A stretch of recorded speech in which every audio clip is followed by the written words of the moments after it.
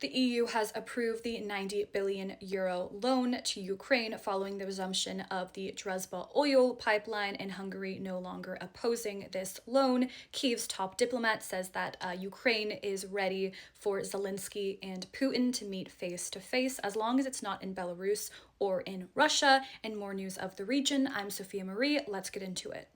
Okay, so first, preliminarily, the EU has approved the €90 billion loan to Ukraine because the Druzhba pipeline has resumed operations.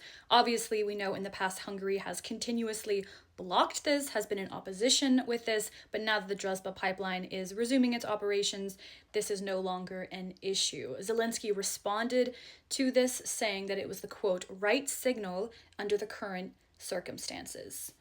Now, Robert Fico, who's the Prime Minister of Slovakia, warned Ukraine not to do anything to disrupt the flows once the loan is received by Ukraine. Now, diplomatically, Kyiv's top diplomat said today that Ukraine is pushing for face-to-face talks between President Zelensky and President Putin as a way to inject momentum into peace talks, which have obviously stalled due to most of the focus being on the Iran war in the Middle East right now. Now, Zelensky says that he's willing to go anywhere to have these talks, just not Russia nor Belarus. Now, I saw this yesterday, but Zelensky was talking about the fact that he was quite annoyed that U.S. Special Envoy Steve Witkoff and Jared Kushner have not yet traveled to Kyiv once, but obviously have traveled to Moscow multiple times. So Zelensky said in a statement, quote, "It is disrespectful to come to Moscow and not Kyiv. It's just disrespectful.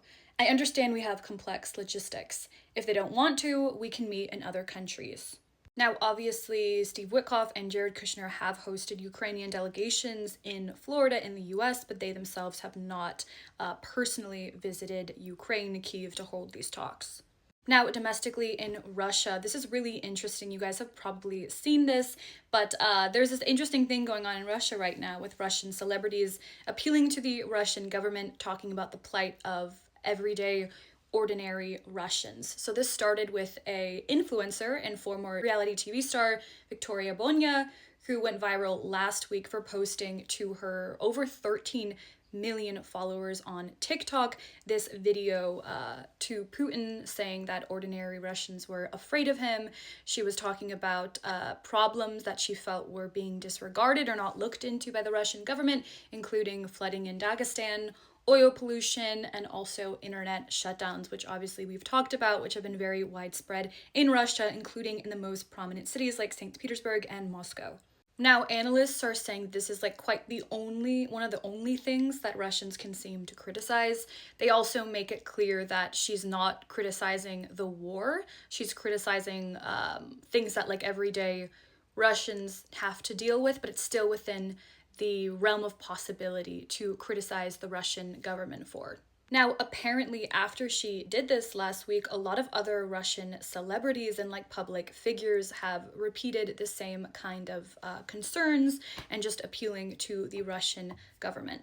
Okay, so Bulgarian elections happened over the weekend on Sunday, and in a landslide victory, Rumen Radev won. Now, we've talked about him a little bit, but a lot of people say that he was a former president of Bulgaria, and this presidency, a lot of analysts and experts have reiterated, was marked by more like pro-Kremlin sentiments in opposition to giving Ukraine military funding.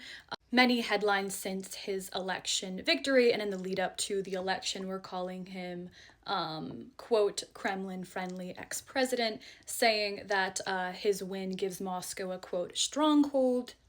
However, the head of the Sophia office of the European Council on Foreign Relations says, quote, Radev is unlikely to openly adopt an Orban-style rhetoric, at least in his engagement with European counterparts. His criticism, particularly regarding financial and military support for Ukraine or sanctions against Russia, will be aimed primarily at the domestic audience. So expressing skepticism at individuals calling him like a Orban-like type figure. Now, Ursula von der Leyen responded to his landslide victory on X, posting, quote, Bulgaria is a proud member of the European family and plays an important role in tackling our common challenges. I look forward to working together for the prosperity and security of Bulgaria and Europe. That's it for news today. Make sure to like and follow. I post these updates every single day. Thanks so much.